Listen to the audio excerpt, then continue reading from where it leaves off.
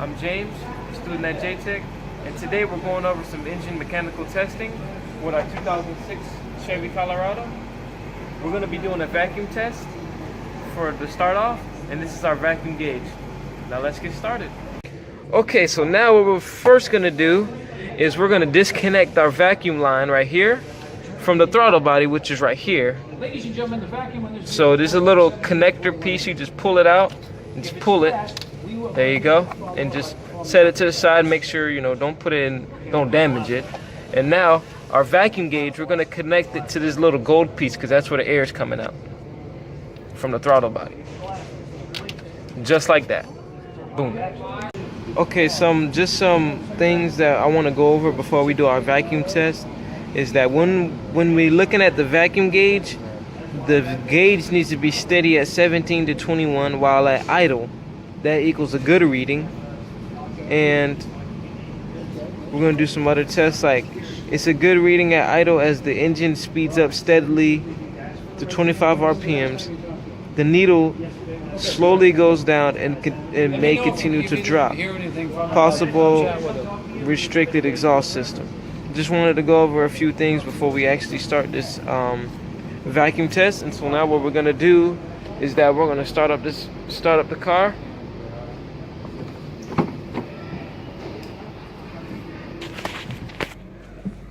Okay, start up the car.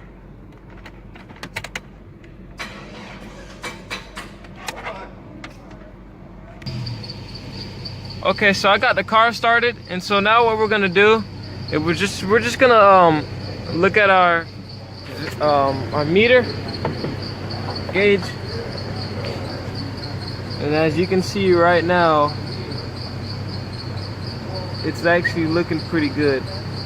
It's about 21, and that's where we wanted it to be, and it's not moving up and down.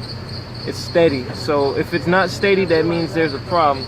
So now what I'm gonna do is I'm gonna rev it up to about 25,000 RPM.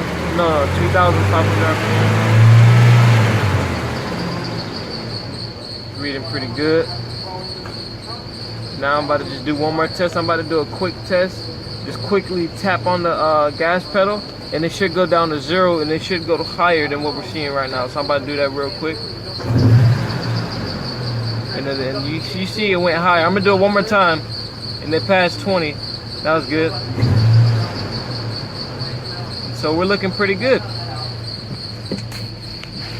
Okay, so next what we're about to do is a running compression check on our 2005 Aztek. And what we're gonna do is take out the spark plug wire using these rubber pliers. Make sure that they're rubber. This is very important. Take it out, just like so. There we go.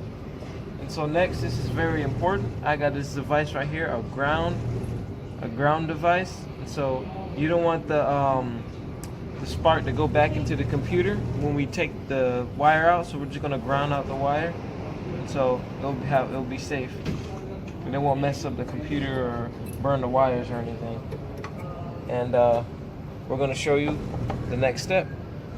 And also before we do that, I have this device right here, and this is the air gun, air compressor. So basically what you want to do is just blow air to make sure debris and different stuff won't get into the spark. That's very important. Always keep the engine and everything clean. So we're looking pretty good. Now get into this. Okay, so now we just took out the spark plug and we put our adapter in to the compression tester. And so now that our adapter's in, nice and tight and snug, you want to take the rest of the compression tester, you want to pull this down, peel it down, and connect it to our adapter. And so now we're ready to do our running compression test. Okay, so now we have our adapter hooked up to the spark plug. Make sure it's nice and snug so you can get a good reading. We have it plugged up to our compressor tester, and we have our spark plug tester good connected to a good piece of ground. Now make sure this good piece of ground is like a nice piece of metal, not too much paint on it, not too much corrosion on it, so you can have a good testing and a good reading. For you don't want to mess up your engine while doing the testing. And so now all we have to do is just start up the car, and I'm gonna get my buddy to start it up for me. Okay, you're good. And you see that's relatively kind of low, but now with this reading, what you want to do is look up the spec, the compression spec of your car, of your make and model. Check your owner's manual and check on whatever site that you can. Check your local parts store to see if, you know what I'm saying, if you have a good compression or not. Okay, so we switched cars. We switched our car, we switched our vehicle, and now what we're doing is a non-running compression check. So this is a check where we're going to turn the car over, but it's not going to start. And by that, we have disconnected the coil connection right here, and we're just going to take all 4 coils out and all 4 spark plugs out. And so basically, when you take out the coils and the spark plugs, keep them in order. That's very important. I know they all look the same, but no, you must keep them in order. And so now we're going to proceed with our check. Okay, so now we're taking out the spark plugs. We're using a 5/8 socket to take out each spark plug. All right, so now we're about to do our compression test. So basically, we're going to start the car over, and we told you earlier that it's not going to turn over.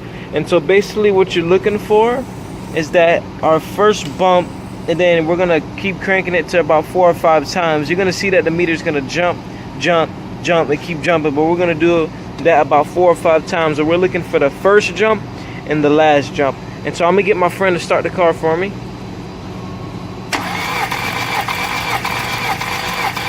Good, we're good. And you see the first jump, it went to about, I say 40, then it kind of just stopped right here. That is our test, and actually that's relatively low. So if you see that on your car, get it fixed. Okay, so now what we're gonna do is a leak test. And so basically, how we're gonna set it up first is our adapter. What we did to our adapter is we took it out and took. Dang. Okay, so one thing I gotta do with my adapter before doing this test is I gotta take the valve stem out of the adapter. And we're using this tool right here to take the valve stem, that little skinny piece that you see right there. We gotta take that out. That's called the valve stem. We gotta take that out before we proceed with our testing. If this is our leak tester that we're using. We're just testing to see if the cylinders have any leaks in it. So this is why we're testing it for a real life situation. You know, so basically if your car's not running right, and you know there's leaks and stuff, this is the test to see. Well, now what we're gonna do is a leak test, and basically we're gonna take our adapter, put it in to where the spark plug is, and basically what we're gonna do is we're gonna get one of the people to start the car. And when we start the car, we're not gonna start it and turn it over. We're just gonna crank it and put it back, crank it and put it back. And we're trying to get the piston to compression stroke. And when you know it's at compression stroke, is you'll feel air coming out when you put your thumb on this. And so now that we're at compression stroke, because we already did it, we're gonna go to the crankshaft, and we're gonna use this socket right here to the crankshaft. We're gonna pull the piston up to top dead center, and we're gonna use this big extension right here, and we're gonna take out, yep, we're gonna take that out and put that there, and you're gonna feel it coming up. And once you feel it coming up, it's gonna come up, and then once you feel it start going down, that's when we stop, and we know it's at top dead center. So we're gonna do that for you right now. And don't forget to disconnect the battery. So we're gonna do that for you right now. All right, so our last check of the day, we are doing a cylinder balance power check, and we're actually using what is called a scan tool. So basically it's a two-part tool. You connect this to where you read the codes under the right side of the car. It could be right or left depending on your car, but you connect it where you usually would read the codes. And you know, it's gonna ask you about the VIN number. So you put your VIN number in for your model card, and then you know, upload your information. And so we clicked on active test, and now what you want to do is select the control cylinder fuel cut. That right there. Press OK. And then go to all data. And so basically what we're going to do is we're going to shut off each cylinder one at a time, and the RPMs should stay around 700 to 600. So, and we're going to see which cylinder has an issue.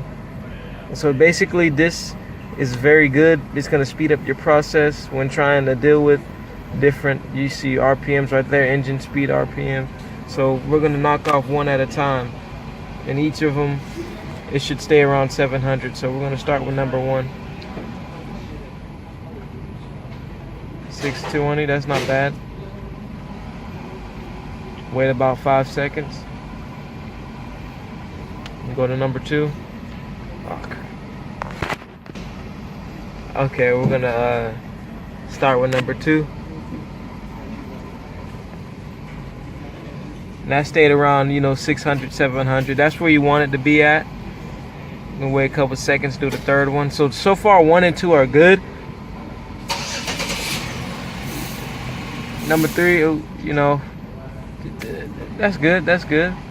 That's good. So now we're about to do number 4.